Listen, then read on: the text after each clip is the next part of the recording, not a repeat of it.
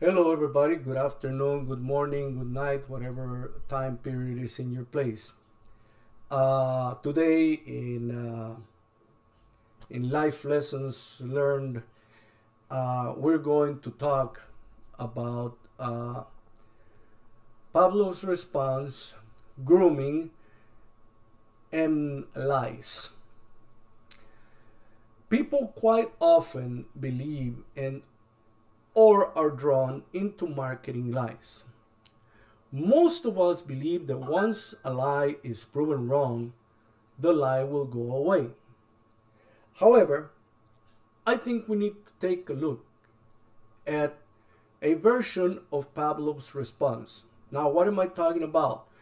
Pavlov was a scientist that trained some dogs to salivate at the sound of a bell by associating feeding time with the sound of a bell.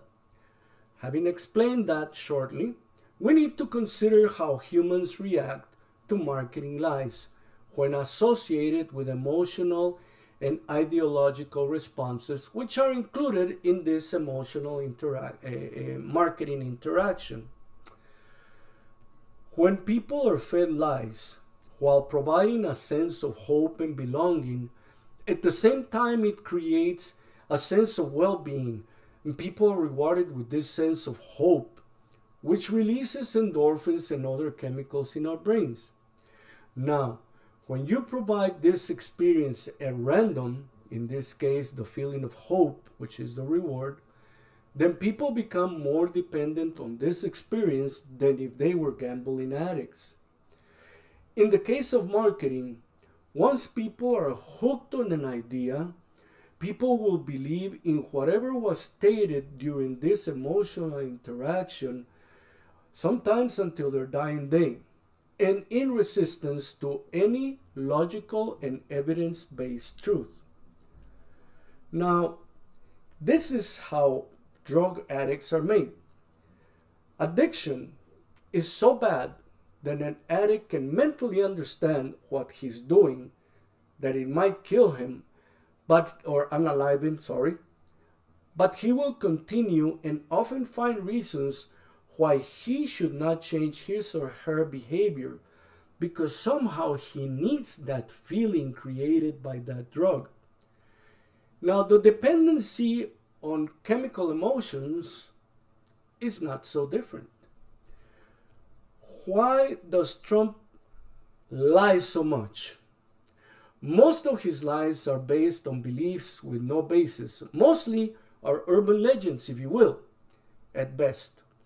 He lies so much to stroke anybody's ego at first. Once he starts down a path where he catches the approval of a significant number of people, he knows he's on the right track. Once he strokes or hits a chord in a person, that person is more likely to turn off any semblance of critical thought and agree with everything else. He said one thing I strongly believe in, so he must be right. Also, let me say it is harder to argue against a circus de soleil of lies than against one lie at a time. So, what we should do is, instead of glorifying his winning strategy, people need to understand that Trump knows he's lying. He knows he is staging a circus de soleil to entertain the people, to draw them in to vote for him. He's not interested in helping his followers get a better life. He's interested in sitting in the king's chair one more time. He has plainly stated, I just want your vote. I will say whatever crazy lies are necessary to convince you to vote for me. Trump is different from any other politician because he deals in lies that divide and spread hates towards the opposition, which is entertaining for many because it creates a semblance of gladiators, like a circus is entertaining, or like, War of the Worlds, it's us against them. But let me state something. Whether we are white, brown, yellow, or immigrants, legal or illegal, if we are in the USA, we are all working, trying to make a better life. Some of us in better ways than others. Leaning on hatred and division to get people to vote for you is commonly seen in third world countries. It should not be so in our country. This should not be allowed. Now, the reason why people might defend Trump's arguments. We, as I have stated before, are easily lured into believing lies by marketing.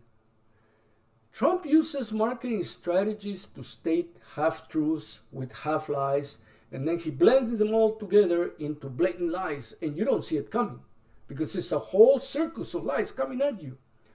Some of these lies seem to be plausible without examining the root because you're just seeing the surface in this circus, right? In this case, people think, more likely than not, this sounds like the truth. Sounds like it might be, genuine. But then Trump does something that nobody has done before. Not during my lifetime. He does a splitting of teams. It is us against them. Now people are locked into loyalty, and logic and reason take a back seat. Just like in prison, in the military, anyone with a different perspective than the team becomes an enemy. Those in the team who like to think are now trapped because the person feels like the root of their belief might be eventually discovered and proven wrong, and they don't like that because it will expose them as the weakest link. People like to be right. Being wrong exposes that there is a weakness or error in your thinking. The need to be right in humans is more evident in people who like to buy and sell stocks who are not experts. Sometimes people with little knowledge on the stock market will buy a stock and hoping that it will go up, they stay until the stock tanks because they didn't want to acknowledge that they didn't know they made a bad choice. Sometimes the need to defend a fallacy is so deep, it becomes sort of an onion where they defend all layers and they create layers around the one weakness they know to be false. Because at the center of it all is that person's initial fallacy, and they have not figured out a way to defend it other than to hide it, because there is some kind of shame associated with being wrong. So the best defense is to hide it under false hope. You will see, this will turn it around, but it never does. And when it happens to turn around at the end of the show, people don't recuperate their original investment. Their only fault is not knowing enough about how millionaires work and affect the stock system. Call it a coincidence, but a lot of people following Trump have not participated in politics very often and have very poor knowledge of how government has historically worked. Trump claims, I love the poorly educated. Why? Because they're easily convinced of fallacies that he creates. And then through loyalty, they will not correct their course until they lose their money. And he knows this. He's a cynic. He knows this. Now, why does a person defend a fallacy with no evidence? Because at some point he gave that person an emotional reward. He or she was surrounded by people who agreed with him. Otherwise, the lie was expressed by a popular figure, making him or her believe they're part of an elite group. All of these are emotional and social rewards, which have been used by many for fraudulent objectives. They have been used to sell hair tonic, used cars, vacuum cleaners, timeshares, religious beliefs as well as political beliefs. Now, why would someone want to sell a belief or an ideology? Because it creates a gravitational pull around them as the depositors of the fact or the real truth. And people turn to them for answers and directions, which gives the person or group power and influence over that other person or group of people. The ultimate reward in marketing is I am the bringer of God's ultimate truth. They usually don't include God. They just said, I am the bringer of the truth. And in reality, at the very essence, they mean God's ultimate truth. Once people align themselves with this type of person or group as a source for their ideas, it is like an electric shock with high voltage. The person will stay tied to the source until they are emotionally drained, unalived, or through some other external intervention, they are disconnected from that source. Now, I'm going to introduce the root of this problem and as how it is predisposed for our society, or how our society is predisposed to fall for it all. All these marketing techniques that lead us into irrational and illogical but very emotional directions. What is organized religion? I know, huh? Most people must be making the sign of the cross upon hearing these words.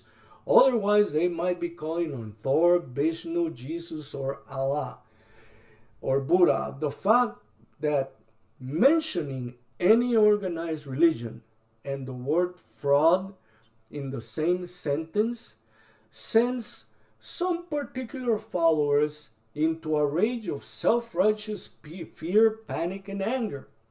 Now, we might ask ourselves, first part is, okay, you believe in God. Now, if salvation is individual and depends on how you respond to the call of your God, why are you angry? If your God is so powerful, why do you feel the need to defend him or her? Because in their heart of hearts, nobody has really spoken to said God. And quite honestly, they have their doubts. However, a weekly dose of uniting with a group that reinforces their beliefs is sufficient to maintain them in line, but it creates an internal conflict, which is probably the reason for their anger. Now, let me explain. I'm sure of the law of gravity. Why would it anger me if you want to jump? One thing is to try to dissuade you from jumping because you're going to leave a splat on the sidewalk. And another thing is trying to punish you because you want to jump. If you want to jump, I'll be happy enough if you don't take me with you, right?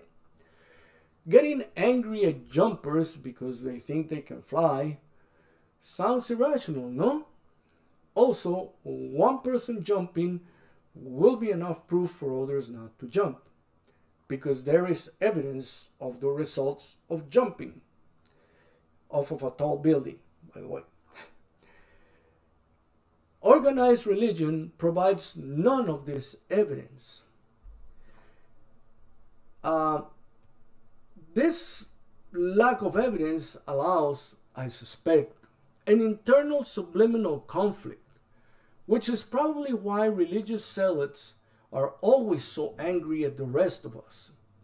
If a person does not believe in your morals based on your holy book, it should not offend you, especially because, hey, after all, God will take care of it, right?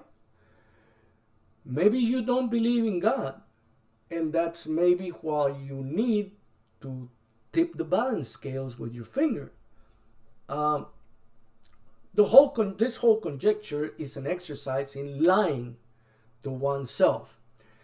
These are people who claim to believe in God, but just in case, they decide to act as if their God can do nothing. This is rather ridiculous. Either God is so powerful or is not. Either we fall or we fly. Why are there some people so adamant in turning the rest of society into addicts of their subjective perception of the spirit world? Well, we have one final element that I have been walking into and I need to comment about the world of lies we live in and how this facilitates to fall for all these lies and lack of logic. And the word is grooming. We as a society have a tendency to baptize, initiate, or otherwise begin a religious education early in a child's life. This is called grooming. We start instilling certain belief systems in children before they have the mental capacity or courage to contradict whatever it is placed in front of them as a fact. Let's take a really serious look at this as the root cause why our society is so vulnerable to lies. Right now, as an adult, prove to me or to anyone around you that you have a soul. Prove it beyond any doubt. You can't. Everything that you feel and have interpreted as a soul during life has been proven by science to be no more than a chemical reaction in your brain. Now, be careful. I have not said that I can prove that there is absolutely no soul. I have stated you have no evidence of a soul. Yet, most of the arguments brought on our society about the existence of a soul depend on this premise being true. Yet you can't prove it. Why not? Because you were groomed into believing that you have a soul with no evidence whatsoever. Search back in your mind, come on, and try to remember, did anyone ever give you any evidence of an existence of a soul other than because I say so, or it is self-evidence, or they told you some story about Pinocchio and his conscience? What proof were you given? I know and have examined my own experience. Even while studying philosophy and theology, there was never any real evidence of a soul. At best, a possibility, a cheap, more likely than not. Because if we have no soul, immortality is doomed. Justice after death is destroyed. And we are left with the reality that we as a society have destroyed the futures of others without any possibility of justice. Then what are we? Mere animals? No different than the wolf and the jackal? This possibility scares a lot of people. Why? Because millions and billions of us were groomed into believing in some kind of immortality. So we won't get too anxious about the wealthy and the powerful taking all the joy away from us in this life. Because in the next life, God will set everything right. Imagine what kind of society we will become once we realize that we only live once. And if we don't get justice and happiness here, we will never get it. Will we run off and jump off a cliff? Will we react like the French and start unaliving those who abuse working men? What will we do when we realize that this is it? Contrary to all the grooming we have been subjected to, there might be no immortality as we have hoped. Our turning into stardust, as long as we have no soul, will eliminate the possibility of immortal rewards. What will we do when we realize that Brother Wolf was not just a manner of speech from St. Francis, but a statement of life? In conclusion, we need to reevaluate our life, our religion, and our grooming. We have been set on a path of servitude and blind obedience based on the promise that some sort of spiritual immortality. It is about time that we as society recalibrate our value system to inoculate ourselves against events like Trump, Castro, Xi Jinping, and others throughout history. I don't qualify these as people, but rather as persons who exposed and used the flaw in our society to use lies, to manipulate a lot of us into doing horrible things throughout history. I think we need to do better. We must, if we are to survive and evolve positively as a species. With that, my friends, I leave you. If you have any thoughts, any ideas, please leave your comments. Press the like and follow so you can continue with this life learning lessons, etc., that I will share with you throughout this medium. I hope you have a great day, and I will see you possibly next week. I'll make another one.